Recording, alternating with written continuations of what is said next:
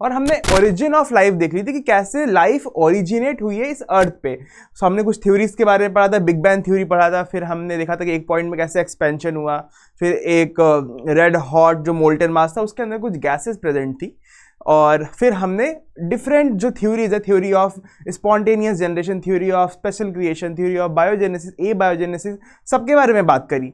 आज का जो टॉपिक है वो थोड़ा इंपॉर्टेंट है। इंपॉर्टेंट क्यों है? आज जो थ्योरी पढ़ने जा रहे हैं that is most accepted theory. Okay, most accepted theory मतलब कि आज जो थ्योरी का नाम है that is theory of chemical evolution. Theory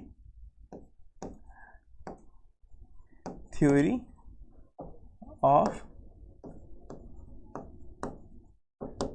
chemical,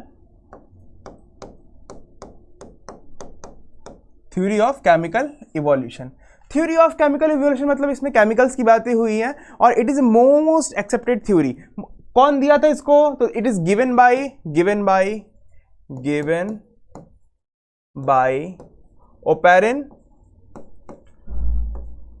Oparin and हेल्डेन। ठीक है,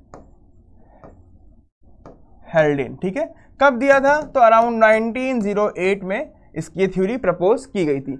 अब ध्यान से सुनोगे, the Oparin was the Russian scientist and the हेल्डेन was the British scientist. They work together and उन्होंने क्या बताया कि जो भी हमारा आज का फॉर्म ऑफ लाइफ है, जो भी हमारी आज की जो एग्जिस्टिंग लाइफ है, it is originated from pre existing non cellular material. ठीक है, नॉन सेलुलर मटेरियल, नॉन भी बोल रहे हैं, सेलुलर भी बोल रहे हैं, मटेरियल बोल रहे हैं। ठीक है, तो नॉन सेलुलर ऑर्गेनिक मॉलिक्यूल बोलना बेहतर होगा। तो उन्होंने क्या बोला? प्रपोज दैट, लिखेंगे इसको, इस चीज को हम लोग, दे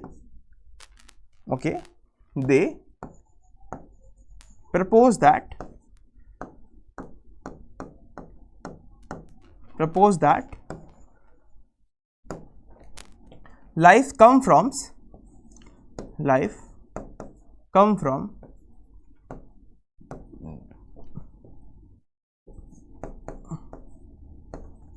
life come from pre-existing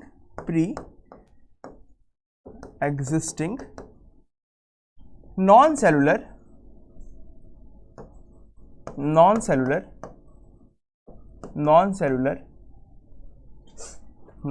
organic, ये वर्ड इंपॉर्टेंट है, ऑर्गेनिक मॉलिक्यूल्स। ठीक है, तो इनकी थ्योरी की। अब इसको हम लोग को एलोबरेट करना है, पढ़ना है डिटेल में कि exactly what they are saying and how it become the most, एक मिनट बच्चों, how it become the most accepted theory. ठीक है, कैसे ये बनी मोस्ट एक्सेप्टेड थ्योरी। तो इस चीज को शुरू से समझना। देयर इज हमने क्या पढ़ा था? अगर एक मोल्टन मास है, बिग बैंग थ्योरी के अकॉर्डिंग जो अर्थ था वो पहले क्या था? एक मोल्टन मास था। तो इसके अकॉर्डिंग इस मोल्टन मास में there is some gases.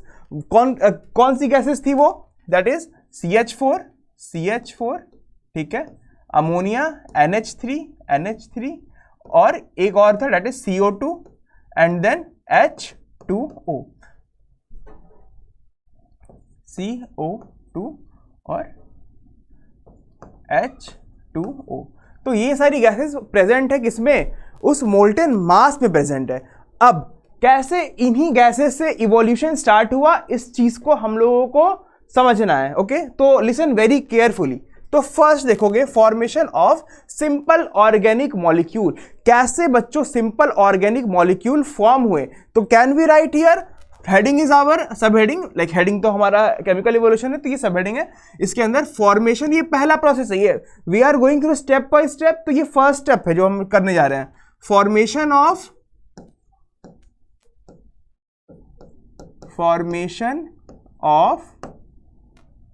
Simple organic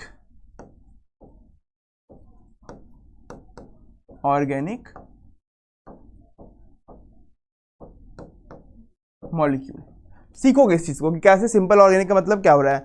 तो ये बताता है कि जो अर्लियर अर्थ था हमारा, जो अर्लियर अर्थ था, there is some gases present, there is some molecules present like hydrocarbons, methane, ammonia, जो भी वहां पे लिखा है मैंने, ये सारी चीजें हैं। तो these all are present in the water, किसके अंदर इसे प्रेजेंट है, वाटर के अंदर प्रेजेंट है, और इन वाटर्स के अंदर कुछ रिएक्शंस हुए, रिएक्शंस कैसा, some sets of reaction like polymerisation, condensation, oxidation and reduction, तो ये सारा प्रोसेस हुआ। तो हम लोग इसमें क्या लिख सकते हैं, अर्ली अर्थ मॉलिक्यूल्स, लिसन केयरफुली, लिख रहा हूं मैं एक एक चीज आपके लिए, early earth molecule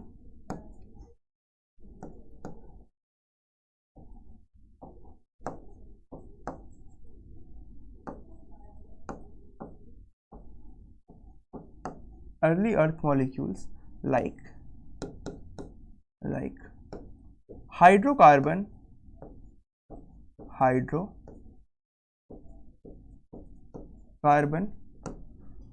methane, that is ammonia लिख रहे हैं, सॉरी मीथेन लिख दिया और अमोनिया यहाँ पे NH3 लिखा, ठीक है। इन वाटर अंडरवेंट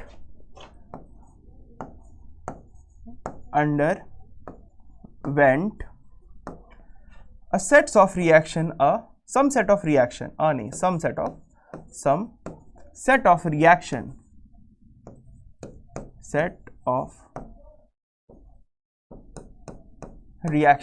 कौन कौन से वो रिएक्शन हो सकते हैं, डेट इज पॉलीमराइजेशन,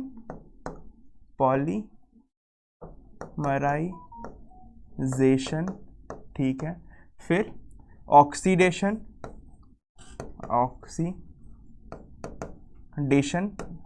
भी है, और फिर कंडेंसेशन, मोस्ट इंपॉर्टेंट कंडेंसेशन और रिडक्शन, ठीक है। तो ये सारे रिएक्शंस हुए इन मॉलिक्यूल्स के अंदर, जो भी मॉलिक्यूल्स हमारे पास प्रेजेंट है इन मॉलिक्यूल्स के अंदर। इसको बॉक्स में बंद कर देते हैं।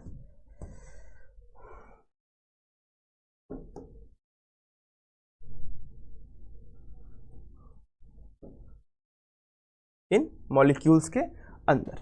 नाउ इसके बाद क्या होगा, ये रिएक्शंस और होंगे मतलब टाइम की तो कमी है नहीं, कितना भी टाइम लगा लो ये रिएक्शन होता जा रहा होता है, कोई रोकने वाला नहीं है, कुछ भी नहीं हो रहा है। तो कुछ रिएक्शंस तो ऐसे होंगे जिनका कोई और छोर नहीं है, दे विल इमीडिएटली बच्चों बिकम डाई, ठीक है, कुछ भी नहीं हो रहा है। तो जो आगे बढ़ के जो रिएक्शन एक के बाद होंगे वही होंगे जो सक्सेसफुल होते जा रहे हैं। हमने तो पता नहीं है कौन सा हो रहा है कौन सा नहीं हो रहा है, ऑब्वियसली जो सक्सेसफुल हुआ वही तो आगे बढ़ा ना, और जो बेकार वाला था वो अपने आप एलिमिनेट हो गया। तो इसके बाद क्या हुआ, this simple organic molecule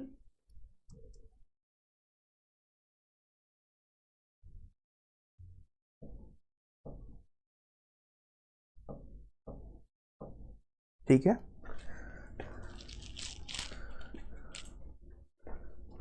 through this reaction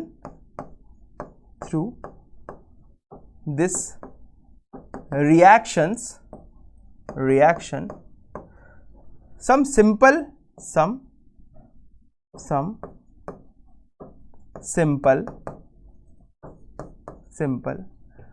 organic molecule is appear आए, ठीक है, appear like जैसे सिंपली मोनोसैकेराइड्स, याद रखोगे ये सारी चीजें,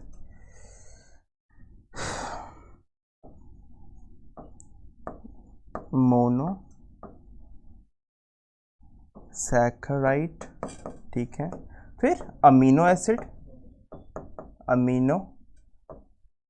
एसिड, ठीक है, फिर और क्या हो सकता है, फैटी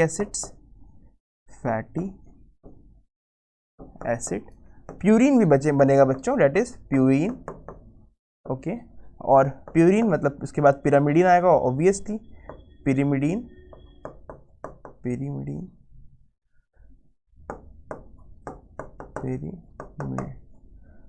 पिरिमिडीन्स, ठीक है, और ग्लाइसरॉल, ठीक है, ग्लाइसरॉल। तो ये सारे मॉलिक्यूल हमारे बनके अभी तैयार हो चुके हैं। अब ये सारे मॉलिक्यूल्स कहाँ पे बनके तैयार हुए हैं, they are under the water, so under the water they are called like the previous water is like a boiling water. अंदर वॉल्केनिक इरप्शंस हो रहे हैं, बहुत सारा रिएक्शन हो रहा है, सब कुछ हो रहा है। तो प्रीमिटिव वो जो एरिया है जो कि एक कंडेंसेशन का सबको एक मीडियम प्रोवाइड किया है जहाँ पे सारे मॉलिक्यूल एक साथ हैं, वो वाटर है। और this water is boiling water, और इस बॉइलिंग वाटर के अंदर ये सारी चीज़ें अपीयर होना शुरू हो गई, monosaccharide, amino acid, fatty acid, purine, pyramid, ये सारी चीज़ें अपीयर हुई। तो जो हमारा हेल्डेन है ना बच्चों, उसने इसी को बोला, जो एनसीईआरटी कहती है, उसने इसी को बोला हॉट डाइल्यूट सूप। क्या बोला? Hot dilute soup. तो इसको क्या लिख सकते हो इसके बाद?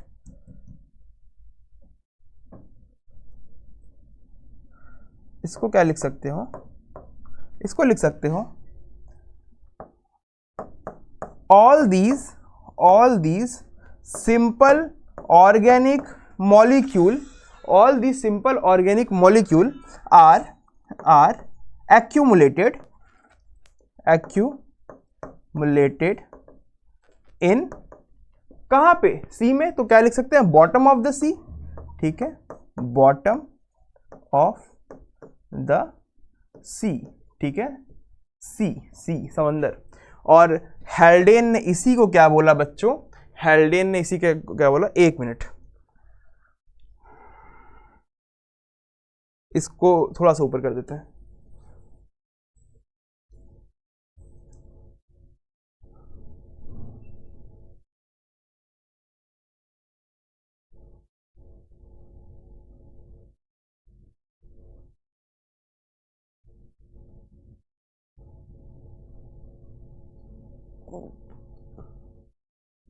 ओके ओके ओके, या इट्स ओके।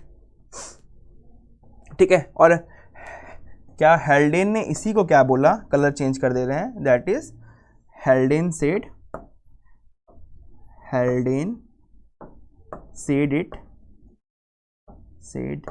इट क्या बोला? लिख दो, हॉट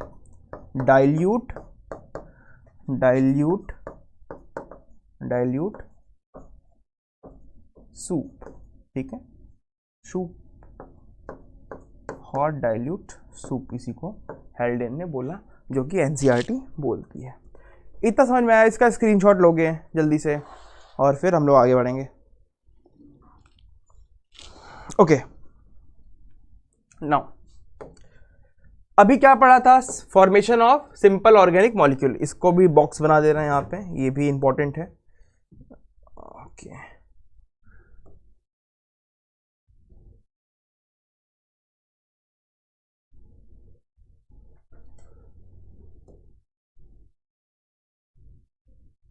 ये क्या हो रहा है? ये बोर्ड हैंग क्यों कर रहा है बच्चों? एक बार और ट्राई करते हैं।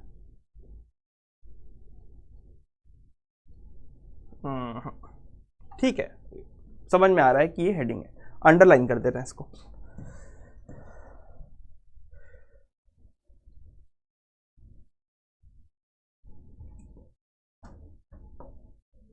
ओके, ये अंडरलाइन हो गया, चलो समझ में आ रहा है। ओके, जो अगली चीज होगी, सिंपल ऑर्गेनिक मॉलिक्यूल के बाद जो बनेगा, ऑब्वियसली बात है, ये सिंपल था, तो अगला जो बनेगा वो कैसा होगा? कॉम्प्लेक्स होगा। वेरी गुड, कॉम्प्लेक्स होगा। तो इसमें लिख दो, हेडिंग दे रहे होगे दूसरा वाला, that is formation of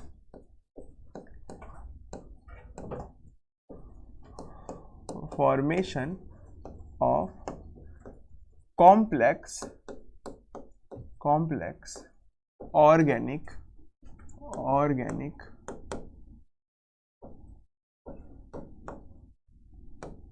molecules. ठीक है, अब देखो, द सिंपली जितने चीजें बता रहा हूं एकदम पॉइंट टू पॉइंट चीजें हैं। जो सिंपल ऑर्गेनिक मॉलिक्यूल है, the simple organic molecule are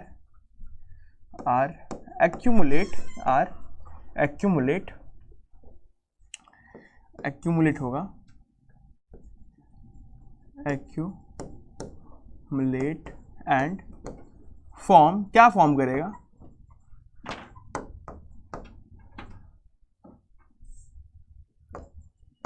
and form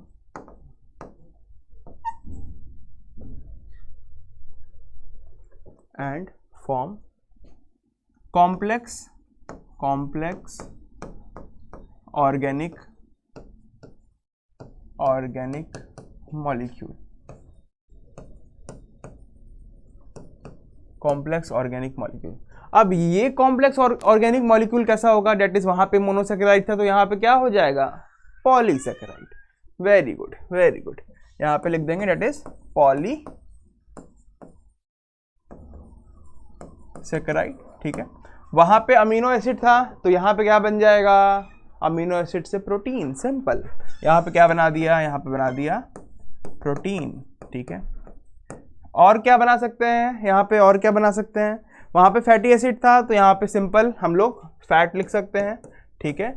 और some important thing that is very mandatory, okay, जो लिखना बहुत जरूरी, nucleotide and nucleoside, okay. Nucleotide 11th में पढ़ा है बायोमोलिक्यूल्स में, सेम थिंग है, न्यूक्लियोटाइड एंड न्यूक्लियोसाइड, ठीक है।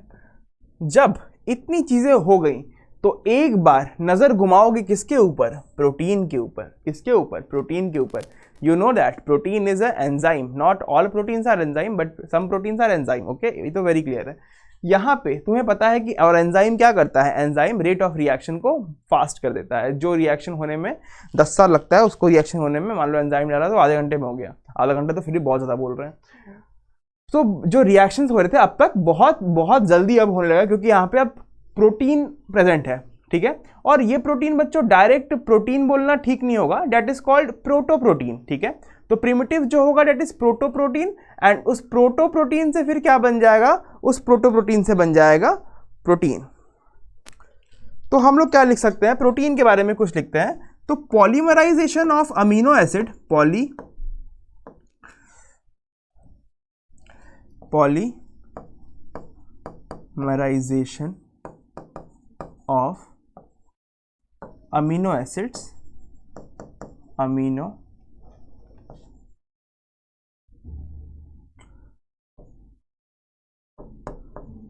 एसिड फॉर्म्स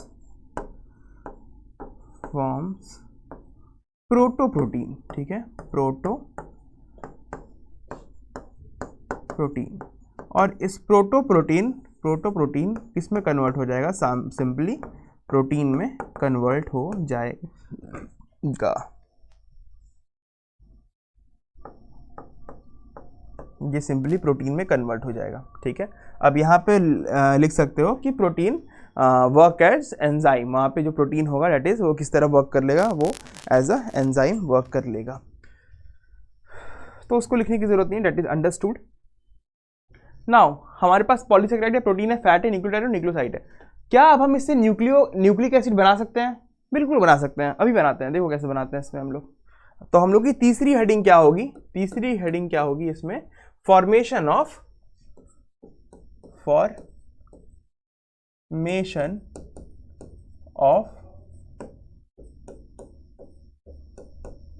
न्यूक्लिक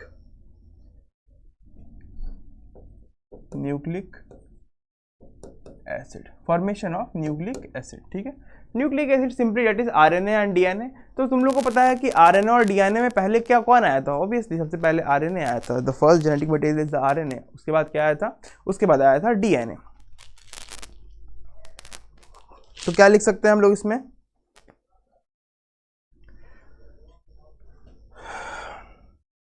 ओके हम लोग को पता है कि न्यूक्लियोटाइड का मतलब क्या होता है, न्यूक्लियोटाइड का मतलब क्या होता है, phosphate plus sugar plus nitrogenous base. बच्चों nitrogenous base you know, purine and plus pyrimidine, ठीक है। Purine pyrimidine you know ATGC, ठीक है, ATGT लिख दिया, ATGC, ठीक है, प्यूरीन पिरामिड। तो उसी की जो बेस पेयर होता है, जो नाइट्रोजनस बेस होता है वो उसी का बनता है। तो यहाँ पे नंबर ऑफ न्यूक्लियोटाइड्स क्या होंगे, join together to form first genetic material.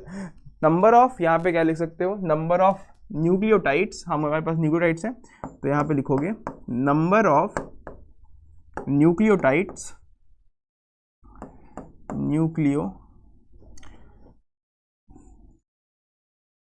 nucleotide are joined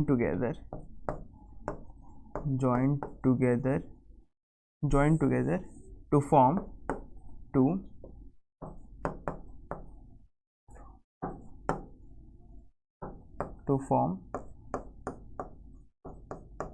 nucleic acid. ठीक है, number of nucleotides are joint together to form nucleic acid. Okay, now ये न्यूक्लिक एसिड है, इसके नीचे क्या लिख सकते हो, दैट इज RNA या फिर DNA भी होता है, तो DNA लिख देते हैं क्योंकि होता है, पहले तो RNA था बट दोनों को लिखते हैं यहाँ से। अब इस चीज को इमेजिन करो, हमारा जब भी सेल होता है, सेल के सेंटर में क्या है, न्यूक्लियस। न्यूक्लियस के अंदर क्या है, जेनेटिक मटेरियल क्या है, that is DNA RNA।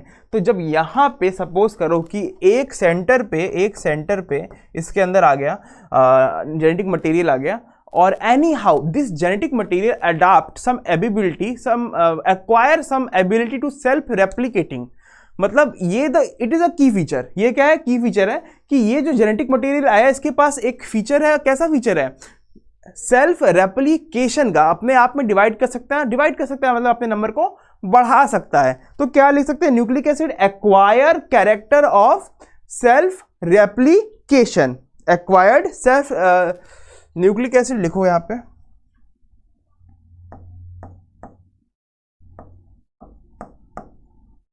Nucleic acid acquired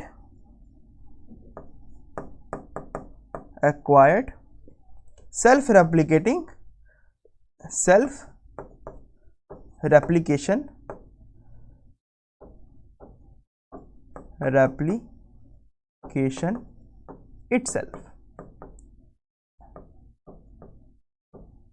itself। उन्होंने अपने से सेल्फ रेप्लिकेशन सीखा।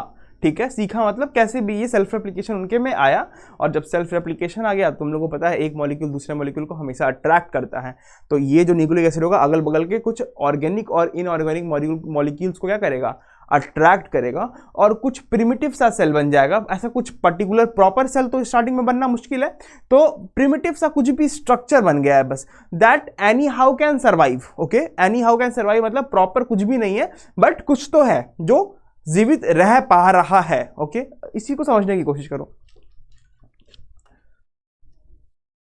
ओके, अब देखो यहां पे nucleic acid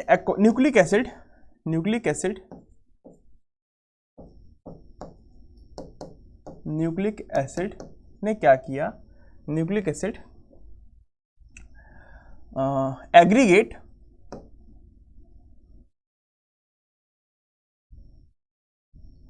nucleic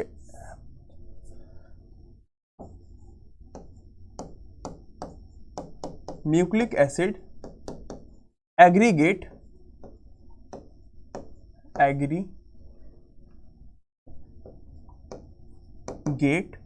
some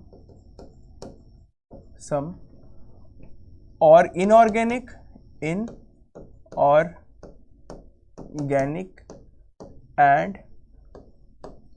organic molecules। ठीक है, ऑर्गेनिक और इनऑर्गेनिक मॉलिक्यूल्स को क्या किया, एग्रीगेट किया। जब ये इन्होंने एग्रीगेट किया तो सपोज करो कि ये एक सिंपल सा न्यूक्लिक एसिड है। ओके, ये एक सिंपल सा न्यूक्लिक एसिड है, और एग्रीगेट करने के बाद ये मॉलिक्यूल बड़ा सा हो गया। ठीक है, एक बड़ा सा मॉलिक्यूल हो गया, और ये एग्रीगेट करता ही जा रहा है।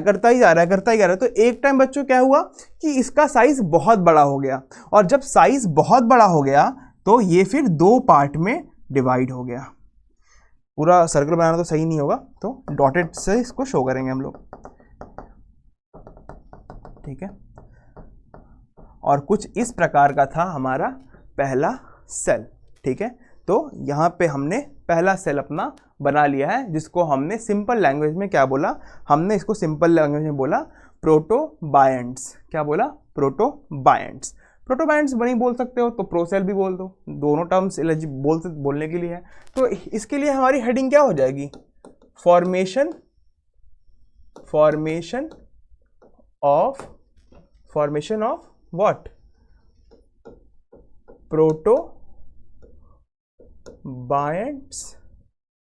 प्रोटोबायंट्स और प्रोसेल। प्रोसेल बोले तो पहला सेल जो कि फॉर्म हुआ होगा। Okay, very simple.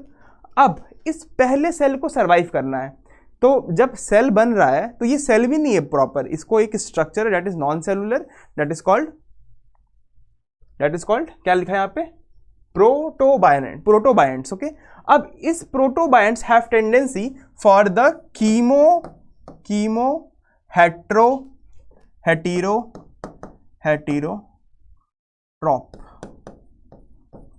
हेटेरोट्रॉफ ये कर सकते हैं।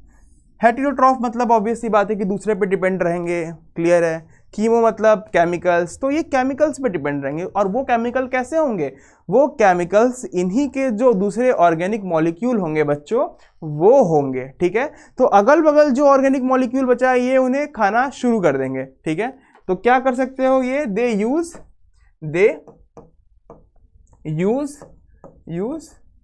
अदर ऑर्गेनिक, ध्यान से लिखोगे, ऑर्गेनिक मॉलिक्यूल। ठीक है, दे यूज अदर ऑर्गेनिक मॉलिक्यूल। ठीक है, प्रेजेंट इन सी।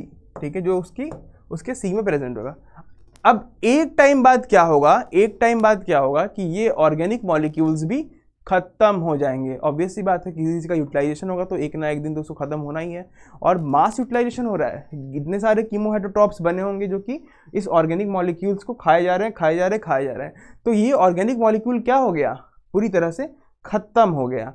अब नाउ उसके बाद ये कीमोहेटेरोट्रॉप की डिपेंडेंसी किस पे हो गई, इनऑर्गेनिक मॉलिक्यूल्स पे। अच्छा, जब इनऑर्गेनिक मॉलिक्यूल्स पे डिपेंडेंट हुए तो इसको हम लोग कीमोहेटेरोट्रॉप को क्या कह रहे हैं, इसको हम लोग बोल रहे हैं कीमो ऑटोट्रॉफ।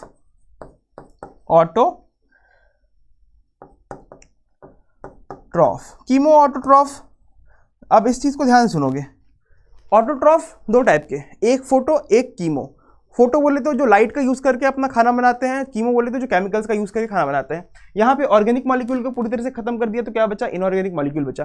तो दे यूज इनऑर्गेनिक मॉलिक्यूल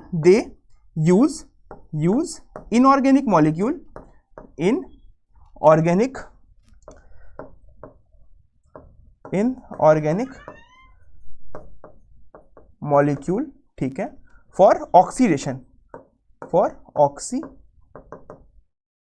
ऑक्सीडेशन हुआ इस इनऑर्गेनिक मॉलिक्यूल का।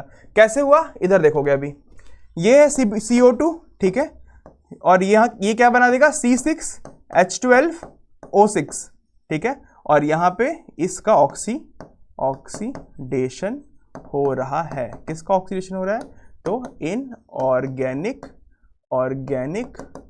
मॉलिक्यूल्स का ऑक्सीडेशन हो रहा है और एनर्जी निकल रही है। This is the energy. तो यहाँ पे ENERGY एनर्जी लिख दोगे। क्या यहाँ पे प्रोसेस खत्म होता है, नहीं, यहाँ पे प्रोसेस खत्म नहीं होता है, क्योंकि ये जो कीमो ऑटोट्रॉप्स है, अब they are become photoautotrophs. मैंने बताया दो टाइप के होते हैं, कीमो और फोटो। तो उसके बाद ये क्या बन जाएंगे, इसको थोड़ा सा ऊपर एडजस्ट करते हैं बच्चों।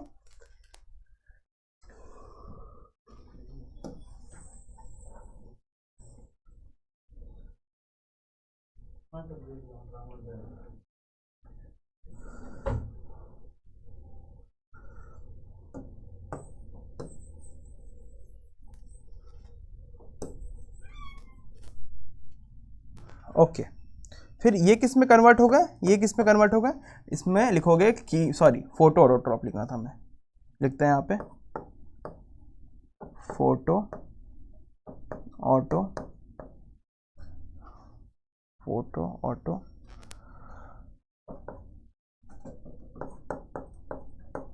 ऑटोट्रॉफ बन गया। जब ये फोटो ऑटोट्रॉफ बन गए, तुम लोग को पता है कि फोटो ऑटोट्रॉफ क्या करता है, सनलाइट से एनर्जी को ले सकता है और अपना खाना बना सकता है। लेकिन इस चीज फोटो ऑटोट्रॉप्स आने के लिए एक मॉलिक्यूल्स का आना बहुत जरूरी है, that is called porphyrin ring. ठीक है, कौन सा मॉलिक्यूल है वो, तो पोरफायरिन रिंग। यहां पे लिख देंगे हम लोग पोरफायरिन रिंग। ये रिंग, इसकी इस रिंग की क्या क्षमता है, क्या इसका रोल है, एब्जॉर्ब लाइट। ठीक है, ये क्या करता है, ये लाइट को एब्जॉर्ब कर लेगा। अच्छा, जब ये लाइट को एब्जॉर्ब कर लेगा, यहीं पे लिखते हैं इसको, जब ये लाइट को एब्जॉर्ब कर लेगा तो अब जो रिएक्शन हो रहा है वो कैसा हो रहा है, वो CO2। ठीक है, ये और बनता क्या है, C6H12O6। तो ये लाइट पड़ रही है, अब ये लाइट पड़ रही है, अब सोलर लाइट, सोलर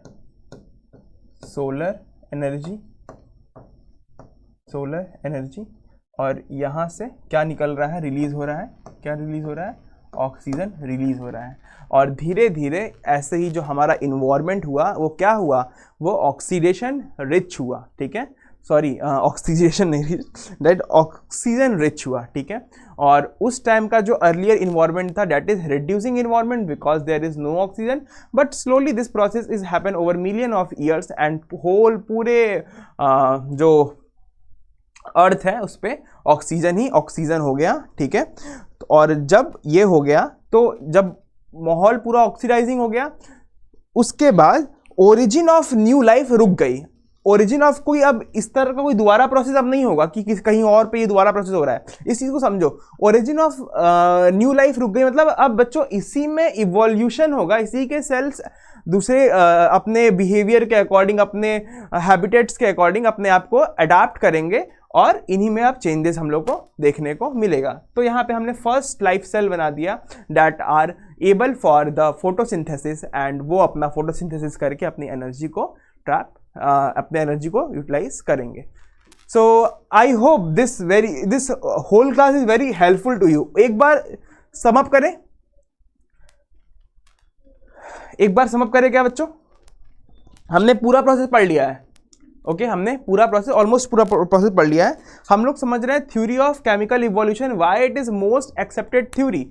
ये दिया था ओपेरिन और हेल्डिन ने in 1908। They propose that life come from pre existing non cellular organic molecule. ठीक है, लाइफ कहां से आई है, नॉन सेलुलर ऑर्गेनिक मॉलिक्यूल से आई है। इस बात को कैसे प्रूफ किया गया, तो उनको पता था कि हमारे इन्वायरमेंट में क्या है, ये सारे गैसेस ऑलरेडी प्रेजेंट है।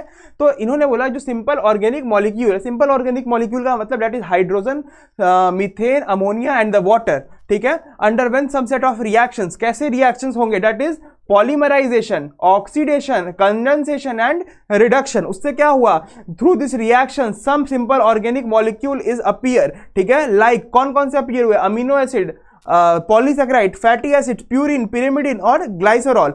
all the simple organic molecules are accumulated in the bottom of the sea। ये जितने भी बने हैं monosaccharides, amino acid, purine, pyrimidine, fatty acid, glycerol, ये क्या हो गए, एक्यूमुलेट हो गए। कहाँ पे एक्यूमुलेट हो गए, बॉटम ऑफ द सी में एक्यूमुलेट हुए। और जैसे ही एक्यूमुलेट हुए उसको हेल्डेन ने क्या बोला, हॉट डाइल्यूट सूप। ये स्टेटमेंट PYQ है, तो यहाँ पे PYQ अलर्ट। आगे formation of complex organic molecule. जब एक बार सिंपल ऑर्गेनिक मॉलिक्यूल बन गए तो formation of complex organic molecule हुआ। इसका मतलब the simple organic molecule are accumulate and forms complex organic molecule. Like monosaccharide था तो polysaccharide, you know that amino acid that makes protein, fatty acids fats, और यहां पे कुछ और मॉलिक्यूल्स बने that is nucleotide and nucleosides.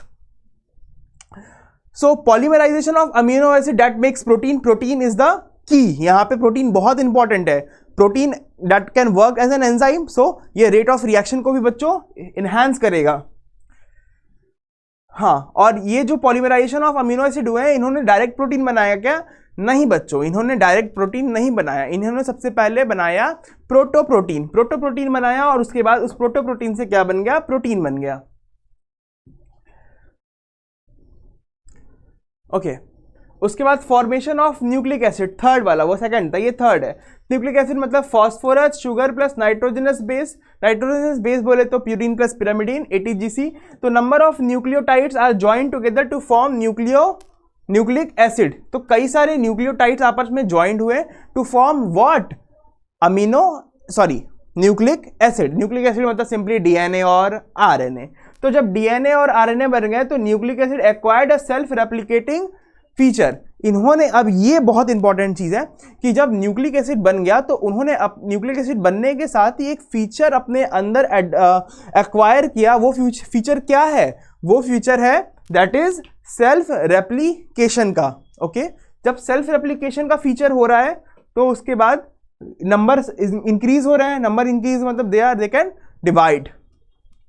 अब यहां पे फोर्थ लिखोगे, फोर्थ, यहां पे ये हेडिंग है।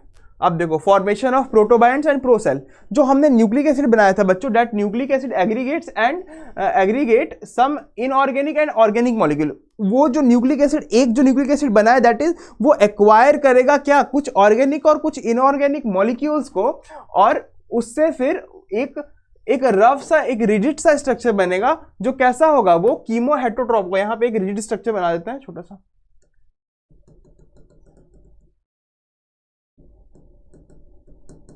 ठीक है। और इसको हम लोग क्या बोलेंगे? उसको हम लोग मॉलिक्यूल कॉल्ड, यहां पे लिख दे रहे हैं पूरी चीजें, called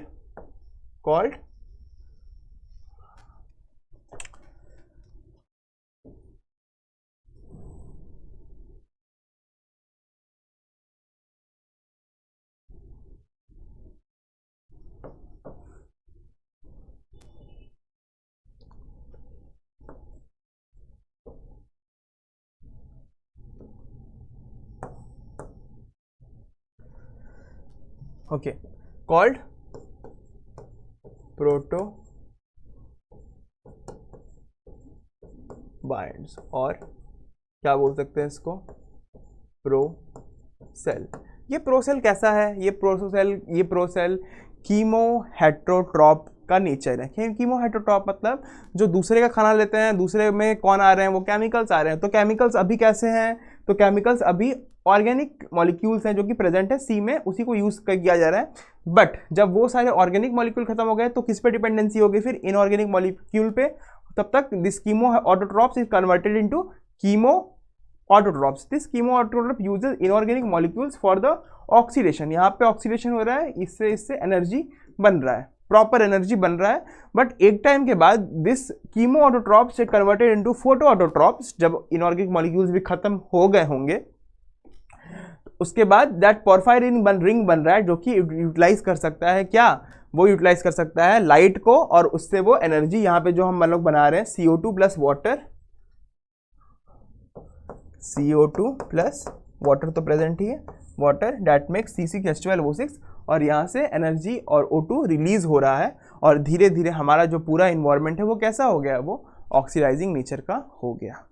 this is all about today class. I hope ये क्लास आपको बहुत हेल्पफुल होगी, और please like, share, subscribe, and कोई क्वेरी हो तो आप कमेंट करके पूछ सकते हैं। Okay, thank you.